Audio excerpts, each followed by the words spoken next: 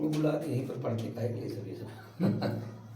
शाम हो जाती है ना इस वजह से, सुबह आ जाएंगे, कोई दिक्कत नहीं है। चलो हाँ ठीक है सुबह। और बस ये 3 4 लोग देखना हो, बाकी कोई बात नहीं, कहने किसी को तो पूरी दुनिया देख ले, कौन सा उसमें उससे नहीं नहीं, मतलब ऐसे नहीं कोई है। मतलब नहीं। तो बेटा as you know in Sindhi, अभी समझ लीजिए कि हाई स्कूल पढ़ाया, अब सब खूब प्रसार से चल रहा है। इंटर में लगातार 8 साल प्रैक्टिस, तो एकदम बिल्कुल गला बैठ गया, पढ़ाई बहुत तेजी से चल रहा है। उनका फेयरवेल कर रहे हैं, नॉर्मल बनाए तो स्पीकर 2 दिन बाद जो है फेयरवेल है उनका, खत्म कर दी, बहुत पढ़ा दी। तो बेटा in synthesis 2 or more sentences are joined to make one simple compound or complex, है ना। सिंथेसिस में 2 या 2 से अधिक सिंपल सेंटेंसेस को जोड़कर एक सिंपल या एक कंपाउंड या एक कॉम्प्लेक्स सेंटेंस बनाया जाता है, ठीक है ना। तो सिंथेसिस का जो पहला ही पार्ट है तो सिंपल सेंटेंस, ठीक है ना।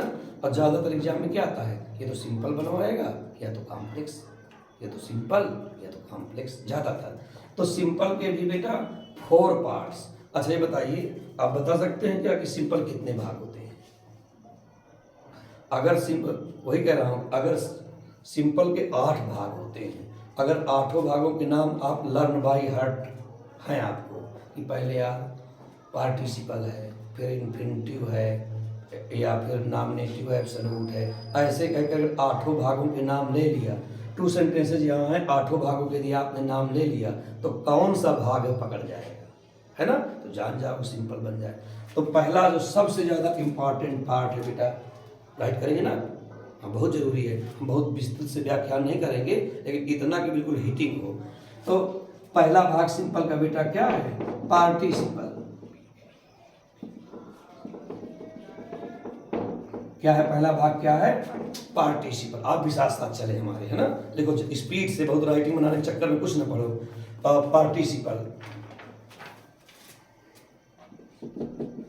ही, सादा, DANGER, he, ran, in, PANIC। इस प्रकार से जहाँ संकोच बिल्कुल न करिए, जहाँ पर अगर जरा सा वो टोंक दीजिएगा हमको, सर समझ में नहीं आया। ही इज द डेंजर, ये सेंटेंस आप मत लिखिए, केवल पार्टिसिपल हेडिंग डालिए। कैसे आप जानोगे पार्टिसिपल है, 50% आपको सिंपल आने लगेगा, पार्टिसिपल आ गई तो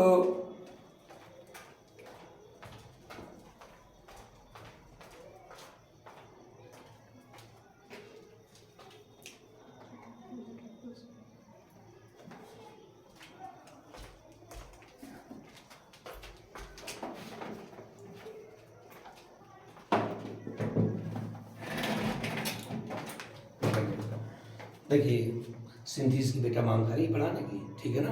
और सिंथेसिस इंपॉर्टेंट है भी। सिंथेसिस का पहला पार्ट क्या होता है, सिंपल। जैसा कि आप जानते हैं कि in synthesis 2 or more sentences are joined to make one simple compound or complex। तो सिंपल मान लीजिए 2 सेंटेंस बेटा दे दिए गए, ठीक है ना। अब आपसे कह दिया जाए कि इसका सिंपल बना दीजिए, तो यदि आप सिंपल के 8 पार्ट होते हैं, अगर 8 पार्ट्स को आपके नाम याद हैं कि पार्टिसिपल, पार्टिसिपल ये पहचान है नहीं है, नॉमिनेटिव एब्सोल्यूट ये भी नहीं है, केस इन पोजीशन ये भी नहीं है, तो आप कर पाएंगे 100% से, नहीं तो धोखा हो जाएगा। सबसे डिफिकल्ट यही टॉपिक माना जाता है, और पूरी स्ट्रेटजी है मेरे पास, पूरे सिंटैक्स का नोट्स दे देंगे, एक अच्छा कहीं बाहर नहीं जा सकता, ठीक है ना। और 2 सेंट्रल आइडिया देंगे, उसको आप नोट कर लोगे या जैसे भी कर लोगे, फोटो कॉपी करा दे सर, उन 2 सेंट्रल आइडिया में एक सेंट्रल आइडिया आएगा बड़े अच्छे लिखे हुए, तो इस प्रकार से बिल्कुल कवर कर देंगे, बहुत तेजी से आप देखेंगे, कठिन चीज़ें पढ़नी होंगी, ठीक है ना। तो सिंपल के 8 भागों के नाम आने चाहिए। तो यहाँ पर पार्टिसिपल है कि नॉमिनेटिव एब्सोल्यूट है कि केस इन पोजीशन है कि पार्ट इन्फिनिटिव है कि जी प्रीपोजिशन बिफोर नाउन और जीरंड, हम कैसे जान जाएं जब तक पूरे भागों के नाम हमको नहीं पता है, तो गलती हो जाएगी। तो अब हमने ये सेंटेंस लिख दिया, आप भी बेटा हेडिंग तुरंत डालो पार्टिसिपल। सिंपल का पहला पार्ट है पार्टिसिपल, हेडिंग डाल दें, सबसे इंपॉर्टेंट, इतना करके केवल कुछ पढ़ा नहीं पाए हम, कोई नुकसान नहीं। तो कैसे जान जाते हो बेटे इसमें पार्टिसिपल का यूज है, इसमें कैसे जान जाए कि हम पार्टिसिपल है ना। पार्टिसिपल हेडिंग डाल दिया, लिखिए number first, subject same, subject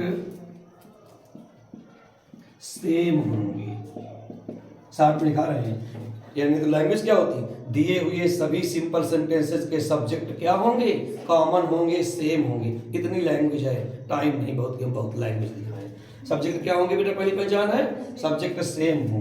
दूसरा पॉइंट इसका साथ साथ लिखो, हिंदी अनुवाद में हुए या करके शब्द का उच्चारण होगा। हुए या किस शब्द का उच्चारण होगा, हाँ हुए या करके, हुए या करके शब्द का उच्चारण होगा बेटा, ठीक है ना। हुए करके शब्द का उच्चारण होगा तो आप जान जाओगे क्या है ये, अब सिद्ध होगा कि पार्टिसिपल है बेटा, ठीक है ना। अगर इतनी बातें आपके दिमाग में आई कि सब्जेक्ट कॉमन हो और हिंदी अनुवाद में क्या निकले, हुए या करके। अब यहाँ पर देखिए बेटा, ही सॉ द डेंजर, ये देखा यहाँ पर ही सब्जेक्ट है और यहाँ पर ही सब्जेक्ट है।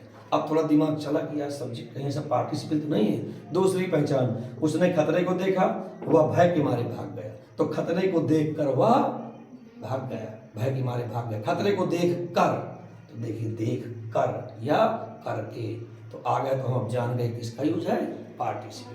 तो थर्ड पॉइंट लिख दीजिए, जो कार्य पहले हुआ हो। थर्ड पॉइंट, जो कार्य पहले हुआ हो, जो कार्य पहले हुआ उसकी वर्ब को पार्टिसिपल बनाते हैं।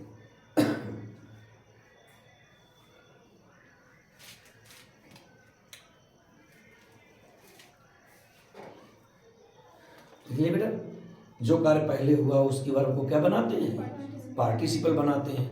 जरा देखिए, देखने का काम पहले हुआ है कि भाग जाने का, तो इसकी वर्ब को क्या बनाएंगे, पार्टिसिपल। तो अगर बेटा इतना होता तो पार्टिसिपल वेरी इजी होती, इतना ही नहीं है पार्टिसिपल। पार्टिसिपल कितने काइंड्स की होती हैं, 3 काइंड्स की, present participle, past participle, perfect. Present, past और परफेक्ट पार्टिसिपल। अब यही लड़ाई हो जाएगी कि प्रेजेंट पार्टिसिपल है कि परफेक्ट पार्टिसिपल है कि पास्ट पार्टिसिपल है, ठीक है ना।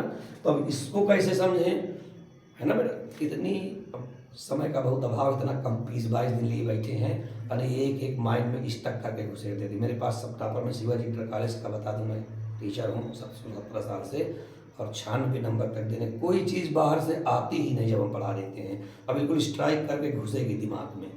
तो अब देखिए, ये तो सिद्ध कर लिया कि पार्टिसिपल है, लेकिन पार्टिसिपल कौन सी है ना, अब ये जानना। तो अब नंबर फर्स्ट लिखो, प्रेजेंट पार्टिसिपल। सबकी हिंदी है, ये पार्टिसिपल मुझको ठीक से पढ़ा लेने दीजिए, और बाकी बहुत गति से चलेंगे, इसमें टाइम लगता भी है बहुत तेजी से। इसी का साथ ही नॉमिनेटिव एब्सोल्यूट तुरंत आएगा। तो लिखे बेटा, प्रेजेंट पार्टिसिपल हेडिंग डाल दो।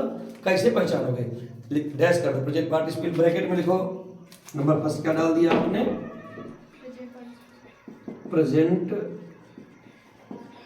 Present participle.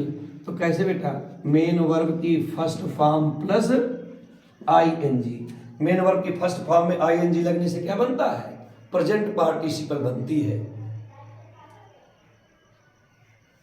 हो गया। तो इसकी थोड़ी पहचान लिखनी पड़ेगी। कैसे जानोगे आईएनजी, हम तो लिख देंगे सीइंग द डेंजर कामा ही रहना भाई, वही पहली वर्ब को पार्टिसिपल बनाना है ना।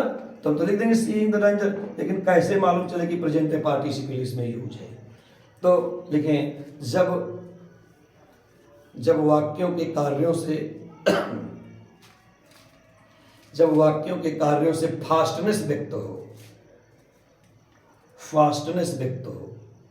फास्टनेस मीन बेटा जल्दबाजी। फास्टनेस मीन्स क्या होता है, जल्दबाजी, ठीक है।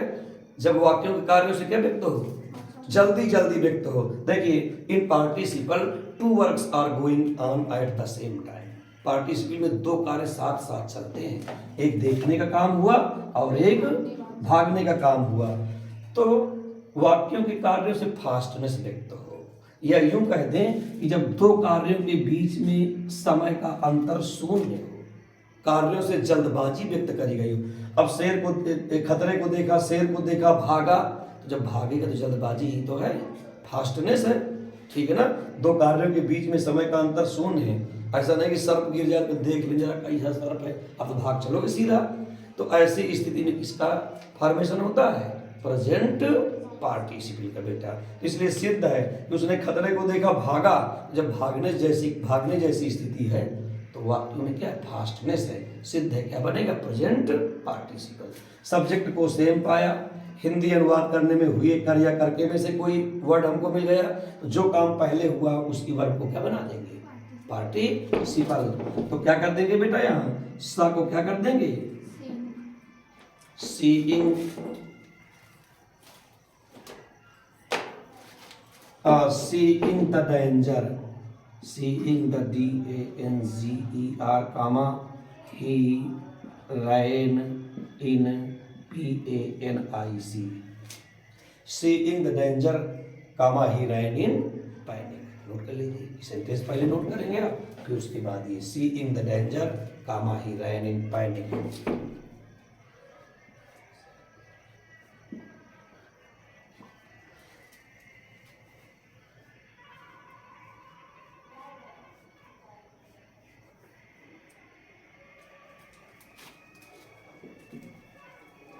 ठीक है, seeing the danger he ran in panic.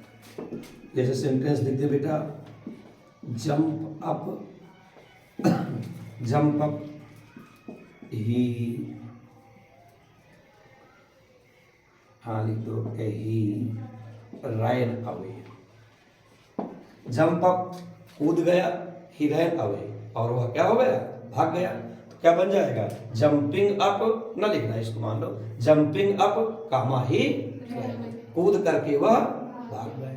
तो इसमें एकदम दूसरे प्रकार का एक सेंटेंस देखिए कितने, अच्छा ये तो सेंटेंस एक दिया, कितने प्रकार से प्रेजेंट पार्टिसिपल बन सकती है। एक प्रकार से तो ये बना दिया कि सीइंग द डेंजर, है ना। और सेंटेंस हमारे साथ साथ लिखिए,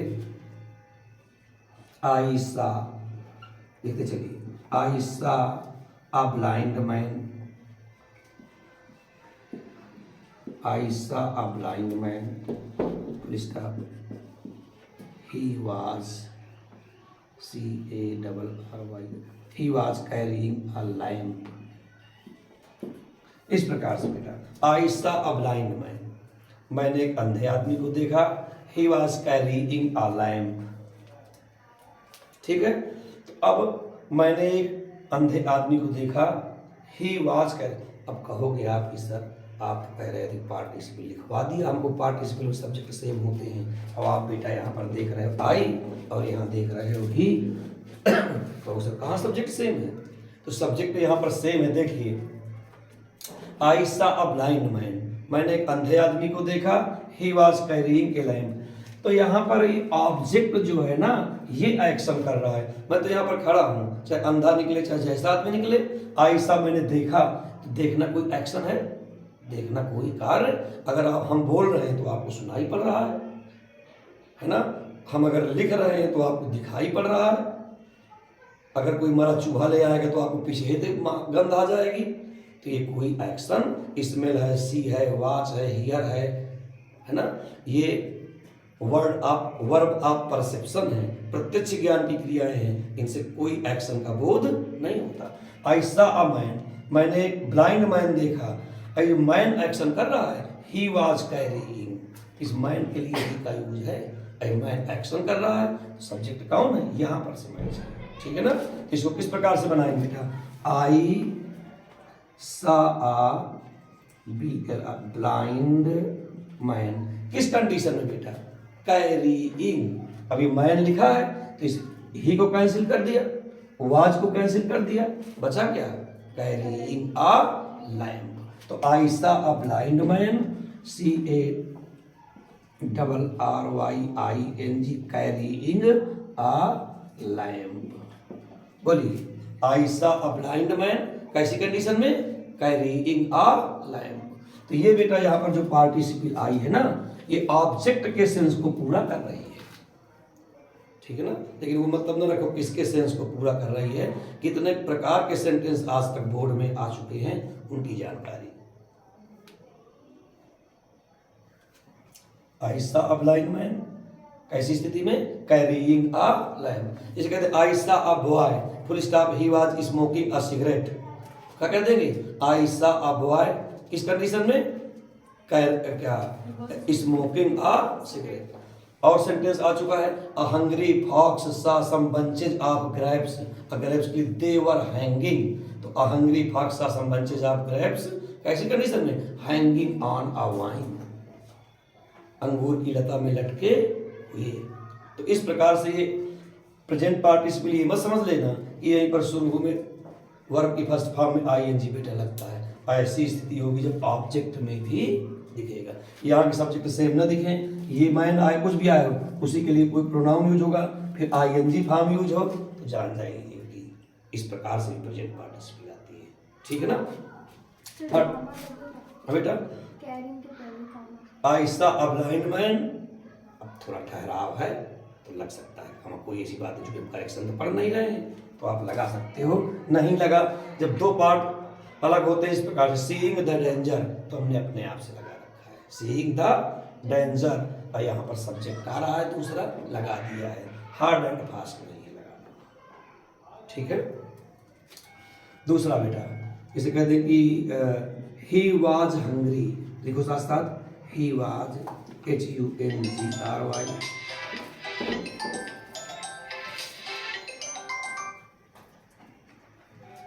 he was hungry, full stop, he ate the food, he ate the food या all the food। तो अब देखिए बेटा सब्जेक्ट तो यहाँ सेम है, लेकिन यहाँ की स्थिति क्या है, यहाँ बेटा बी क्रिया आई हुई है।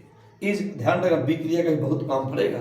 यदि वाक्य में is am are was were आ जाए, इसके बाद मेन वर्ब ना आए तो क्या कही जाएगी, बी क्रिया। अगर वाज गोइंग लिखा होता, ये वाज गॉन लिखा होता तब तो मेन वर्ब है, तब इसे बी फॉर्म नहीं करेंगे, अब इसे क्या करेंगे, बी। तो ये बी मेन वर्ब होती है, बी मीन्स होता है क्या, होना, बी में ING लगा दो, फिर बीइंग हो करके क्या, HUNGRY hungry, being hungry comma क्या कर देंगे, ही एट द फूड, है ना, being hungry comma he ate the food.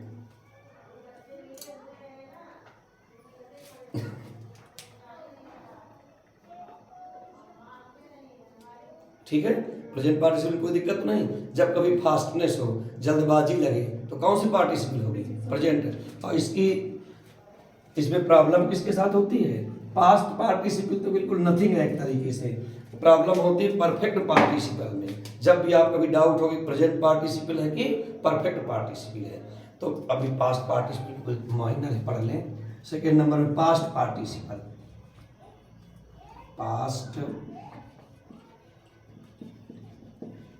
Past participle main verb की थर्ड फॉर्म। पास्ट पार्टिसिपल बेटा कैसे फॉर्मेट होती है, हेडिंग डाल दो जल्दी जल्दी, चलो बिल्कुल तेजी से, नॉमिनेटिव एब्सोल्यूट भी पढ़ना है जहां तक पहुंच पाएंगे। पास्ट पार्टिसिपल मतलब बेटा मेन वर्ब की थर्ड। अच्छा, पार्टिसिपल बेटा एक्शन किसका करती है, कार्य किसका करती है, past participle works as an adjective, इसका कार्य करती है एडजेक्टिव का। नॉन फाइनाइट वर्ब 3 है, पार्टिसिपल एडजेक्टिव कार्य करती है, इन्फिनिटिव नाउन का कार्य करता है, to go, to write, to swim, और जीरंड ये भी किसका कार्य करता है, नाउन का। मेन वर्ब में ING इसमें भी लगती है, नहीं, swimming is a good exercise, walking is good for health, gerund नहीं, इन नॉन फाइनाइट वर्ब्स हैं। तो पास्ट पार्टिसिपल यानी पार्टिसिपल बेटा किसका कार्य करती है, एडजेक्टिव का, ठीक है ना।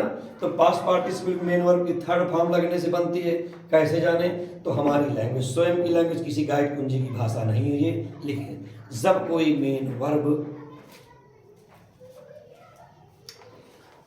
मेन वर्ब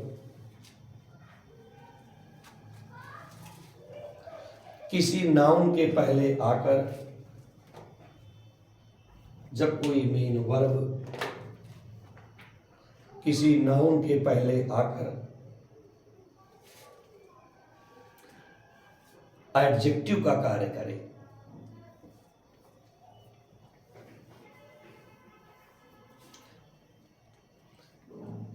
जब कोई मेन वर्ब कहाँ आ जाए बेटा, हाँ, नाउन के पहले आ जाए। जब कोई मेन वर्ब नाउन के पहले आकर एडजेक्टिव कार्य करे। अच्छा बेटा, वर्ब है तो वर्ब का कार्य करे ना, आप स्टूडेंट हो, आप स्टूडेंट का कार्य करो। अब वो अगर नाउन के पहले आ जाए तो किसका काम करने लगेगा? एडजेक्टिव का। भाई she is a tall girl, girl कैसी? टॉल, तो टॉल एडजेक्टिव हो गई। तो अगर नाउन के पहले आप आ रहे हो और मेन वर्ब हो तो इसका मतलब आप स्वयं अपना कार्य नहीं कर रहे हो। कैसे?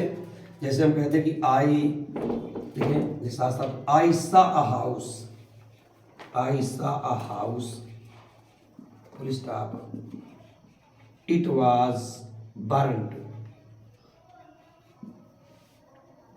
आई saw a house, full stop, it was burned.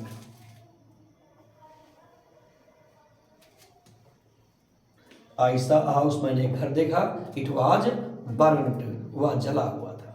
तो देख लीजिए आई सा अ हाउस, इसकी तो कैंसिल कर दो, वह बचा क्या? बर्न्ड। हिंदी जोड़े आप, हिंदी का बहुत योगदान होता है सिंथेसिस में। मैंने घर देखा, वह जला हुआ था, तो मैंने एक जला हुआ घर देखा। क्या बनाएंगे बेटा? I saw a B U R N T, burned house. अच्छा एक करेक्टर बेटा और होता है, कोई भी सिंपल सेंटेंस, चूंकि अब ये है कि ज़्यादा से ज़्यादा तेज पढ़ना है इसलिए हम पूरी तरीके से रिलैक्स होकर के अपनी लैंग्वेज नहीं बता पा रहे। सिंपल सेंटेंस का एक और करेक्टरिस्टिक होता है कि सिंपल सेंटेंस में एक ही फाइनाइट वर्ब होती है, एक ही। अच्छा फाइनाइट वर्ब क्या है? जो सब्जेक्ट के अकॉर्डिंग चले। अब मान लीजिए हम यहाँ ही लिख रहे हैं तो गो थोड़ी लिख पाएंगे, क्या लिखना पड़ेगा हमको? गोज लिखना पड़ेगा। अगर आई लिख रहे हैं तो गो नहीं लिख पाएंगे, आई लिख रहे हैं तो गोज नहीं लिख पाएंगे, गो लिखना पड़ेगा। तो फाइनाइट वर्ब सब्जेक्ट के अकॉर्डिंग कार्य करती है, ठीक है ना। तो किसी भी सिंपल सेंटेंस में एक ही फाइनाइट वर्ब रह सकती है, मतलब जो सब्जेक्ट के अनुसार चलती है। देखिए आई सब्जेक्ट है, इसका मेन वर्ब है, तो दूसरी मेन वर्ब कहां से आ सकती है? तो आइसा मैंने देखा, ये मेन वर्ब है। अ बर्न्ट हाउस, ये बेटा हाउस क्या है? नाउन है। तो नाउन के पहले क्या आया है? नाउन के पहले जो भी चीज होगी वो क्या होगी? एडजेक्टिव होती है। आइसा टॉल गर्ल, आइसा स्ट्रांग बॉय, है ना। तो ये सिद्ध है। अगर ये आई के बाद ये बर्न्ट लिखा होता तब मेन वर्ब की सेकेंड फॉर्म मानी जाती है ना। आई बर्न्ट, आई वेंट, कुछ भी मान लो, लेकिन यहाँ नाउन के पहले है तो हमने यही बताया अपनी लैंग्वेज जो कहीं नहीं लिखी कि जब कोई मेन वर्ब किसी नाउन के पहले आकर एडजेक्टिव का कार्य करने लगे तो किसका फॉर्मेशन होता है? पास्ट पार्टिसिपल, है ना। एक और सेंटेंस जो आपकी कॉपी बुक में रहता है, आई फाउंड माई पर्स, अगर जान पढ़ा होगा, I found my purse, it was lost. I found my purse, मैंने अपनी purse pi, it was lost, वह खो गई थी। ये सब बोर्ड में आने वाले सेंटेंस। आई फाउंड माई, साधारण पर्स नहीं है, पर्स की विशेषता है कि खोई हुई पर्स है ना बेटा। तो कौन सा पार्टिसिपल है? Past participle. यहाँ पर पास्ट पार्टिसिपल ज्यादा ना आए ना ज्यादा माथापच्ची। माथापच्ची होती है प्रेजेंट और परफेक्ट पार्टिसिपल तुरंत बढ़ रहे हैं। अब पार्टिसिपल जैसे समझ में आ जाएगा, नॉमिनेटिव एब्सोल्यूट तो आप उंगली से पूरी एक्सरसाइज कर देंगे, अभी बताता हूँ तुरंत। तो अब लिखिए परफेक्ट पार्टिसिपल, नंबर 3 है।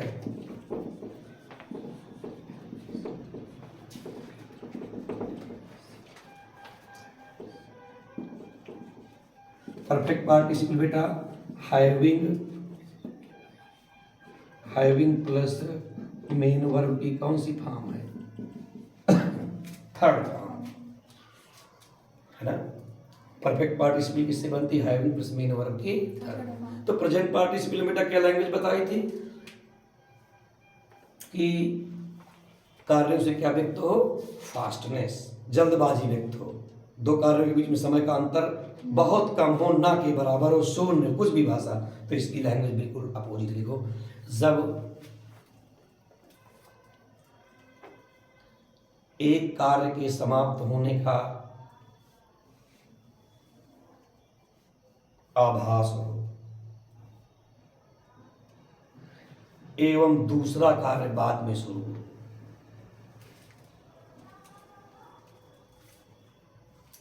यानी जब ऐसा लगे कि एक कार्य समाप्त हो गया उसके बाद दूसरा कार्य शुरू हुआ है, अर्थात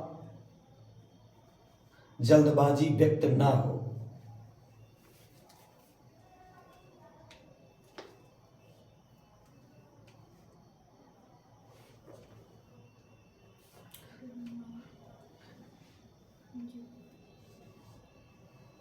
क्या बेटा कह दिया? जब वाक्य ऐसा आभास हो कि एक कार्य समाप्त हो गया है और उसके बाद दूसरा कार्य शुरू हुआ हो, यानी कोई जल्दबाजी ना दिखे, तो कौन सी पार्टिसिपल? परफेक्ट। जैसे हम सेंटेंस लिख दें कि आई हैव कंप्लीट, लिखो साथ साथ, I have completed my work, I have completed my work, I went home, I have completed my work, मैंने अपना कार्य पूरा कर लिया, आई वेंट होम, मैं घर चला गया। तो I have completed my work, full stop, I went home. अगर बच्चे धोखा खा गए तो क्या कर देते हैं? Completing my work I went home, तो हमीरपुर रोड है, सीधा जाओगे, कार्य पूरा करते करते जाओ क्या घर?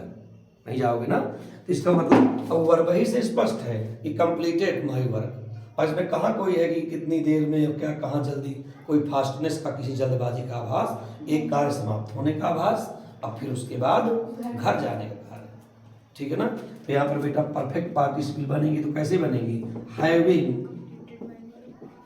COMPLETED, having completed my work comma I went home. समझने में कोई प्रॉब्लम तो नहीं है? थोड़ी जल्दी तो हम कर ही रहे, नहीं तो बिल्कुल पूरी एक्सरसाइज यूं ही आने लगेगी, थोड़ी सी प्रैक्टिस में खाली। Having completed my work comma I went, बना दिया।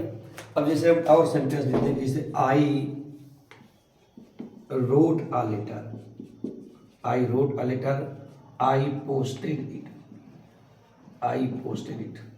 तो I wrote a letter, full stop, I posted it. तो अगर आप उसको काम करते करते कहोगे writing a letter I posted it, तो क्या पत्र पेटी में घुस जाओ? क्या पत्र लिखते लिखते नहीं ना, कि पत्र पेटी में घुस जाओ आप, क्या करना पड़ेगा? ये दूसरा जी ने पर ही पहना दिया बैलों वाली। हाँ, क्या करेंगे बेटा इसमें? हैविंग रिटन अ लेटर बना लोगे ना, having written a letter comma I posted.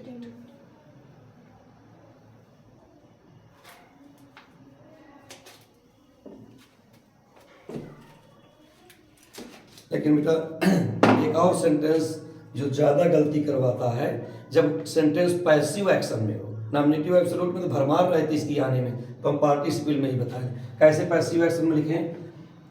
The student was PUNISH punished by the teacher full stop, he felt sorry।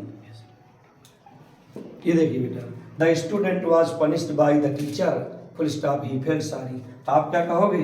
The student है और ही दोनों सब्जेक्ट सेम, स्टूडेंट के लिए बेटा सी है, वही पनिश किया गया, वही उसी को अफसोस हुआ, तो आप कहोगे यार बढ़िया सब्जेक्ट समान है, लाओ being punished by the teacher, wrong हो जाए। Very good, having been punished by the teacher, क्योंकि यहाँ वाज दिख तो रहा है लेकिन बी क्रिया नहीं, पहले बता चुका हूँ, ये एडजेक्टिव है, नाउन होगा तब बी क्रिया होगी, और यहाँ बाय द टीचर भी आपको सामने दिख रहा है तो पैसिव तो है ही है। क्या बना दोगे? Having been, HAVING, having been. बाकी आप बना लो जल्दी से, having been punished by the teacher comma he felt sorry, बनाओ।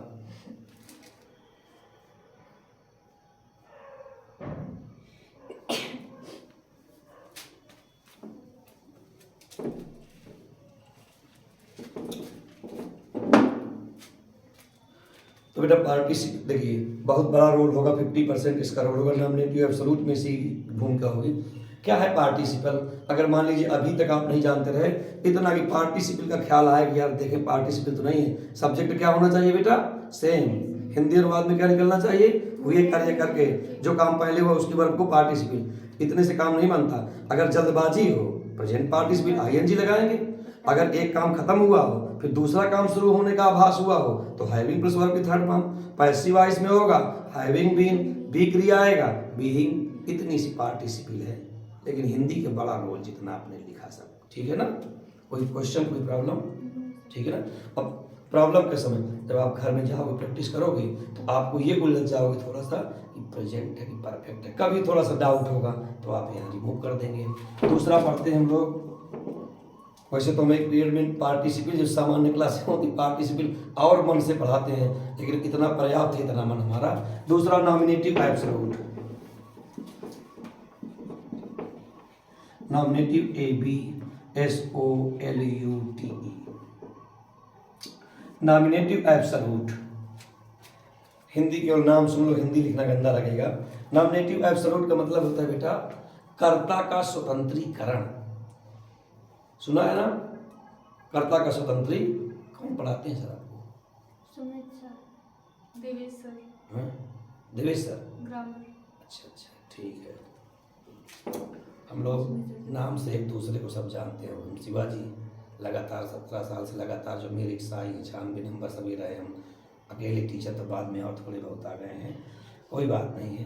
तो नॉमिनेटिव एब्सोल्यूट कर्ता का स्वतंत्रीकरण। कर्ता क्यों स्वतंत्र होता है, कैसे स्वतंत्र होता है उसको ही पूछेंगे बता देंगे, लेकिन डिफिनीशन तुरंत शुरू हो जाए। सबसे बड़ी बात ना कि हमने इसको इतना कसर की, हिंदी बहुत जरूरी है। कैसे जानते हो अच्छा कि नॉमिनेटिव एब्सोल्यूट का सेंटेंस है? कोई बच्चा बताएगा कैसे जान जाओगे नॉमिनेटिव एब्सोल्यूट है? सर एडवर्ब होगी ना, वही तो कह रहा हूँ कि एक बार इत्मीनान से पढ़ लीजिए, समय तो उतना नहीं है, लेकिन और कि आप देखते ही सिंथेसिस को जान जाओगे तुम हो। ये मेरा नॉमिनेशन पार्टिसिपल सब्जेक्ट क्या होते हैं? सेम होते हैं। पार्टिसिपल सब्जेक्ट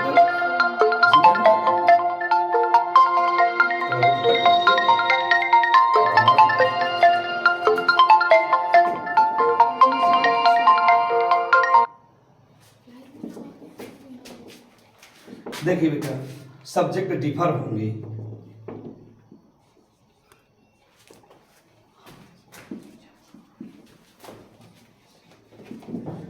दो चीजें स्पष्ट कर देंगे कि नॉमिनेटिव एब्सोल्यूट है। लिखे आप लोग, सब्जेक्ट डिफर होंगे। सब्जेक्ट बेटा क्या होंगे, बस थोड़ी सी पहचान लिखना, खट से आ जाएगा।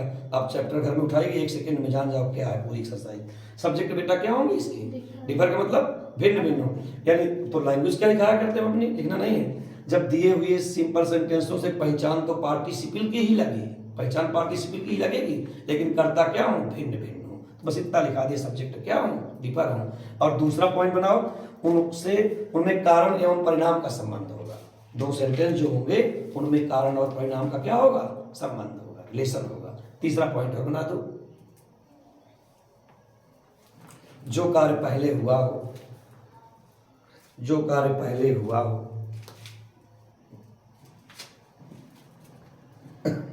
जो कार्य पहले हुआ हो उसके सब्जेक्ट को पार्टिसिपल के पहले रखते हैं।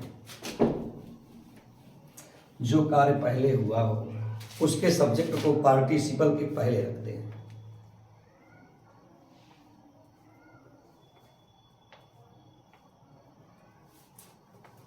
जो कार्य पहले हुआ हो क्या करते हैं बेटा? सब्जेक्ट को पार्टी, यानी पहले सब्जेक्ट, भाई दो सब्जेक्ट होंगे, देखिए सीधी बात है। तो पार्टिसिपल सब्जेक्ट सेम होते तो काम आगे बाद चला जाता है। दो सब्जेक्ट है तो मैं कहाँ फेंक देंगे? तो एक सब्जेक्ट कहाँ रहेगा? पार्टिसिपल, यानी पहले वो सब्जेक्ट रहेगा पहला वाला, दूसरे नंबर पर participle.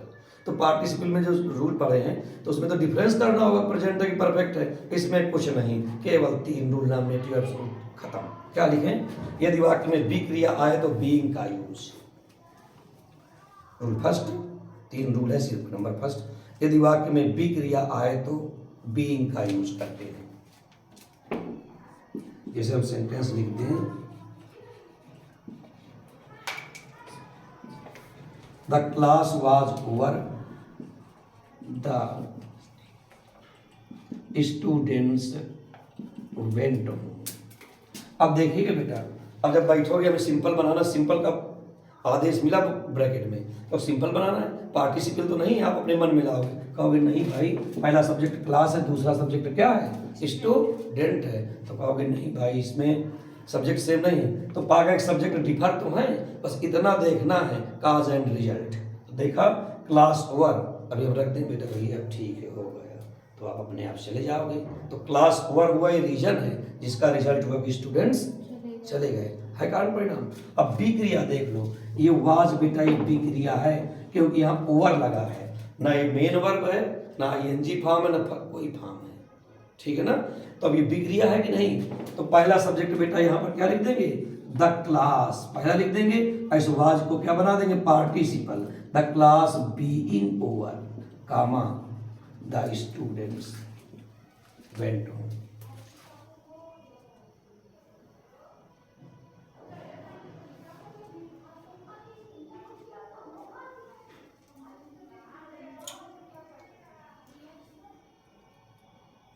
The class being over comma the students. अगर ऐसा कर देते बेटा कि being over comma the students went home, तो क्लास कहाँ जाता। अच्छा, अब इसको कहते एब्सोल्यूट, तो क्लास जो है एब्सोल्यूट है, एब्सोल्यूट का मतलब स्वतंत्र है। क्यों स्वतंत्र है, क्योंकि किसी के ऊपर प्रभाव नहीं डाल रहा। अच्छा, सब्जेक्ट किसके ऊपर प्रभाव डालता है, वर्ब के ऊपर, है ना। तो क्लास के बाद देखो बीइंग आ रहा है, ये किसी के ऊपर प्रभाव नहीं डाल रहा, इसलिए नॉमिनेटिव जो है, नाम जिसका है वो एब्सोल्यूट है, फ्री है, ये किसी पर प्रभाव नहीं डालता। अरे तो इसके बाद वर्ब आनी चाहिए, बीइंग, हैविंग, ये किसी के द्वारा शासित नहीं होती, चूंकि नॉन फाइनाइट वर्ब है। और नॉन फाइनाइट वर्ब वो वर्ब है जो किसी के अनुसार कार्य नहीं करती है, फाइनाइट वर्ब सब्जेक्ट के अनुसार चलती है, ठीक है ना। खैर, इससे मतलब रखो, एक और लिख दो, द वेदर वाज स्टॉर्मी, एक और लिखो, the weather was stormy, the weather was stormy, full stop, the plane got late, the plane got late, the weather was stormy, full stop, the plane got late. अब देखिए बेटा, पहला मौसम क्या है, पहला करता क्या है, वेदर, मौसम, मौसम कैसा था, तूफानी, इसका परिणाम निकला कि हवाई जहाज की उड़ान रोकी गई, हाई रीजन रिजल्ट, सब्जेक्ट भी बना दो। स्टॉर्मी मेन वर्ब नहीं है, तो the weather being stormy comma the plane got late.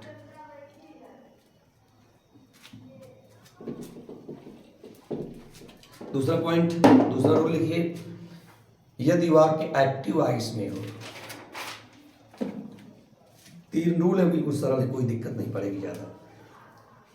अगर हिंदी की लैंग्वेज नहीं लिखाएगी तो बच्चा अपनी बुक पकड़े बैठे देखता रहता है, पता नहीं क्या बना है लगता है।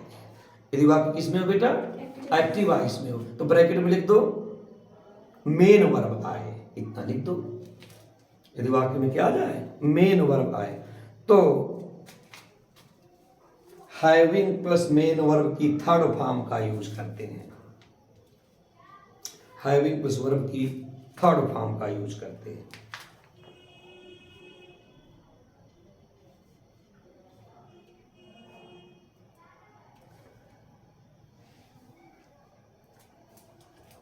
ठीक है बेटा, हैविंग प्लस थर्ड फॉर्म मतलब क्या हो गया, परफेक्ट, सीधा कह सकते हैं परफेक्ट पार्टिसिपल का यूज करते हैं, भूल ना जाए। तो हैविंग प्लस वर्ब की क्या हो वाक्य, एक्टिव वॉइस में, यानी सीधे कहते हैं कि मेन वर्ब आ जाए। कैसे, जैसे हम कहते हैं कि द सन, ये चर्चित सेंटेंस बुक में मिलेगा आपके, rose, the sun rose, the fog disappeared, DISAPPEARED।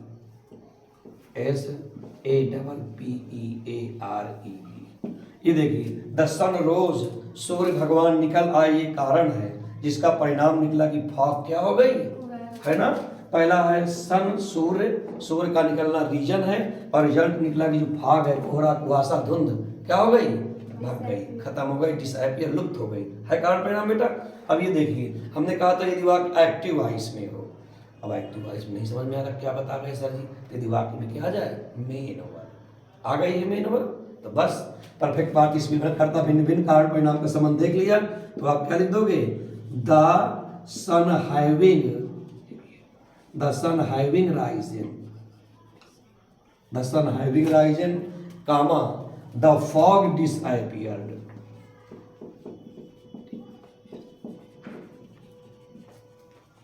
The sun having risen comma the fog disappeared. बोलो भाई, कोई समस्या है क्या, है ना। कर्ता लिख दिया, रोज को देख करके हैविंग राइजन लिख दिया, अब द फॉग डिसअपीयर। एक और सेंटेंस लिखो, the teacher entered the class, the teacher entered the class,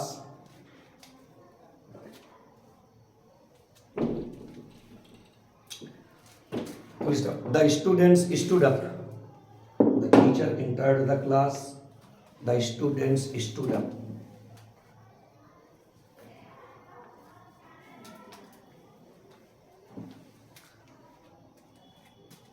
है ना। टीचर का क्लास में घुसना बेटा कारण है, अब परिणाम निकला कि बच्चे क्या हो गए, the teacher entered, main verb आ गई, बना दो the teacher having entered the class, comma the students,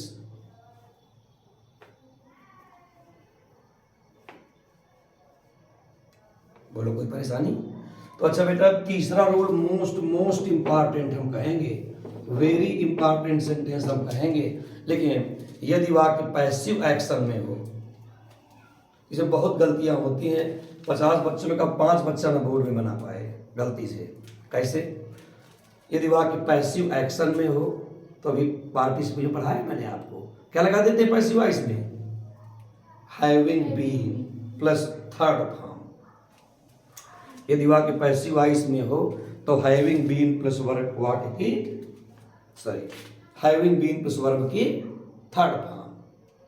passive में बीन लगा हुआ थर्ड फॉर्म लगेगी। किसमें बेटा वाक्य हो, यदि वाक्य पैसिव वॉइस में हो तो हैविंग बीन प्लस वर्ब की थर्ड फॉर्म का यूज करते हैं। कैसे? जैसे हम कहते हैं कि the signal was given, full stop, the train got late. The signal was given, signal दिया गया, ये कारण है, अब परिणाम निकला कि ट्रेन क्या हो गई, नहीं गलत लिख गए क्या, the signal was given the train got late कैसे हो जाएगी, द ट्रेन स्टार्टेड बेटा, सॉरी STARTED, सिग्नल दिया गया एक कारण है, अब परिणाम निकला कि ट्रेन चली गई, यानी रेड सिग्नल जलेगा कहाँ जाएगी, है ना। कारण परिणाम का यहाँ पर संबंध। गलती कहाँ बच्चे करते हैं देखिए बता दूं, बोर्ड की बहुत कॉपी जांची 10-12 साल, being given comma the train started, 50% चले गए प्रेजेंट पार्टिसिपल में। कुछ लोग जान गए कॉलर ऊंची करते हैं, नहीं, कारण परिणाम का संबंध है। तो the signal being given comma the train started, वो चले गए। यानी अगर 50 कॉपी जांची तो 2, 3, 4 कॉपी निकलती है जो सही बना के बच्चे मिलते हो, बहुत गलती होती है। बीइंग का ज्यादा ट्रेंड रखते हैं, अब बीइंग गिवन कर दें या द सिग्नल बीइंग गिवन, वो भी गलत है, क्योंकि the signal was given by the guard ही तो छिपा है, इसमें डोर जो है मीडियम जो है अंडरस्टूड है ना। तो क्या कर देंगे बेटा, यहाँ बनाएंगे the signal having been given comma the train started,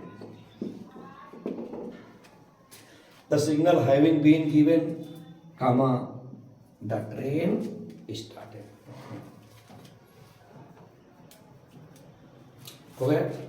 चलो एक और सेंटेंस चलेंगे, the commander was slain, the COMMANDER, the commander was SLAIN, the commander was slain full stop, the army fled FLED, fled बराबर run away होता है बेटा, fled बराबर क्या होता है इसको लिखना ना, फ्लेड बराबर होता है रन अवे, फ्ली सुना है?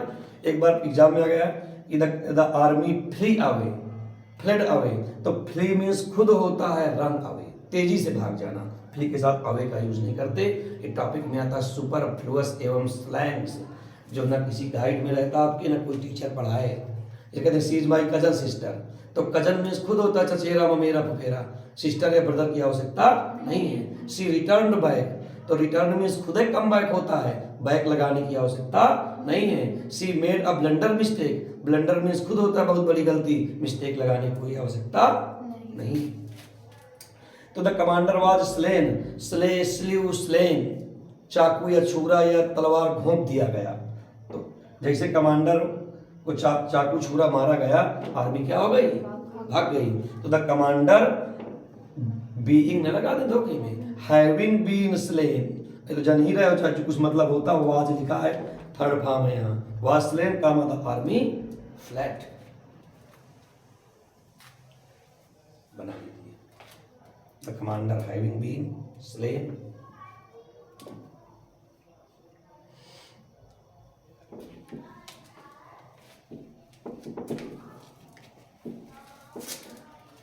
तीसरा और आखिरी टॉपिक आज का, केस इन अपोजिशन, ये भी ठीक है। 3 टॉपिक पढ़ गए, समझ लो कि 80% जो है सिनोनिम, 80% सिंपल फंसता है इन तीनों टॉपिक में।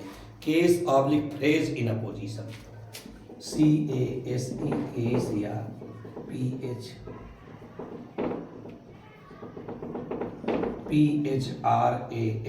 फ्रेज इन APPOSITION, केस या बेटा फ्रेज इन अपोजिशन, केस या phrase in opposition. Opposition means होता है बेटा ये जो बगल में रख दिए साइड बाय साइड, व्हेन लिखना नहीं कुछ भी, when a noun is identified by some other phrases, जैसे हम कहते हैं कि शुभनन गिल मेड हैंडेड, अब आप नहीं देखते हो तो शुभनन गिल हैंडेड बना दे, कौन शुभनन गिल कहाँ, तो आप हम बता देंगे कि he is the player of Indian team, तो प्लेयर ऑफ इंडियन टीम ये बेटा ये भी तो नाम है, लेकिन जो शुभनन गिल है उसी के बगल में दोनों तरफ से कामा के अंदर रख दिया जाएगा, ठीक है ना। थोड़ा लिख दें, किसी नाउन को डिफाइन करने के लिए किसी नाउन को डिफाइन, इस हिंदी का अगर 6 महीने बाद भी उठाओगे ना तो समझ जाओ यहाँ क्या पढ़ा है, और ऐसे केवल सेंटेंस तो कोई मतलब नहीं होगा, भूल जाओ 4 दिन में। क्या लिख दिया, किसी नाउन को डिफाइन, हाँ किसी नाउन को डिफाइन करने के लिए जिन फ्रेजेस ऑब्लिक नाउन का यूज किया जाता है उनको उस नाउन के बगल में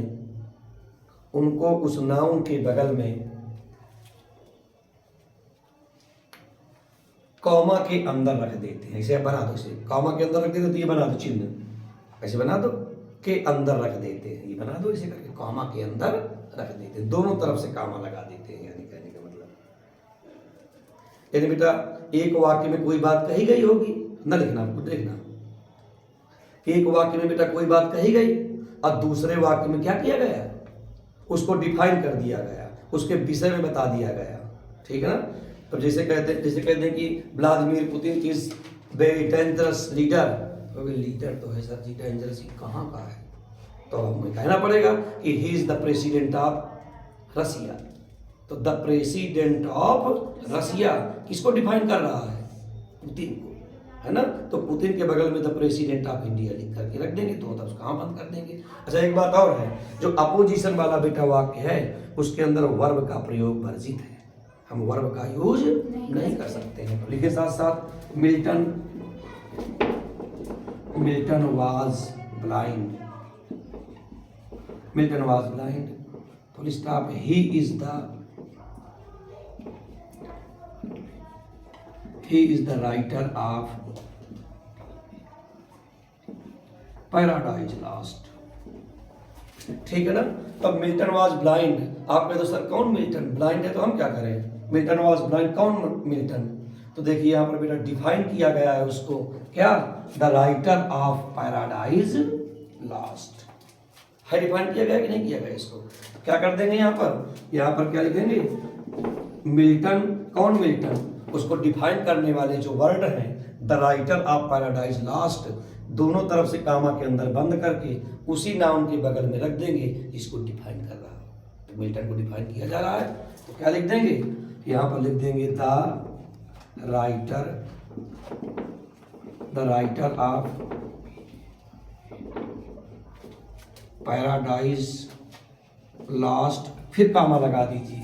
अब यहाँ पर क्या लिखा है, वाज ब्लाइंड, तो वाज BLIND, तो अब देख सकते हैं बेटा कि लिखा देख तो दिया हमने, मिल्टन वाज ब्लाइंड, देख ले एक मिनट बेटा, मिल्टन वाज ब्लाइंड, कौन मिल्टन, तो आपने बता दिया the writer of paradise lost, और जिसकी विशेषता बता रहे हैं, जिसको भी डिफाइन डिस्क्राइब कर रहे हैं, उसी के बगल में रख दिया गया है।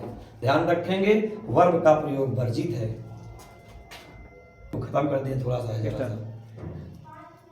तो देखिए बना दिया बेटा, लेकिन एक ही प्रकार से अगर आता हो तो काम चल जाए हमारा। हमने बार बार कहा कि वर्ब का प्रयोग क्या है, इसको बना दिया है, वर्जित है। हम ऐसा प्रयास करेंगे अब उसमें वर्ब आएगी तो देखें कि क्या करना है, तो गलती होती है अच्छे से अच्छे स्टूडेंट के साथ। देखो जैसे हम कहते हैं कि KALI Kalidas LIVED lived in India। Kalidas lived in India, full stop, he wrote Shakuntalam.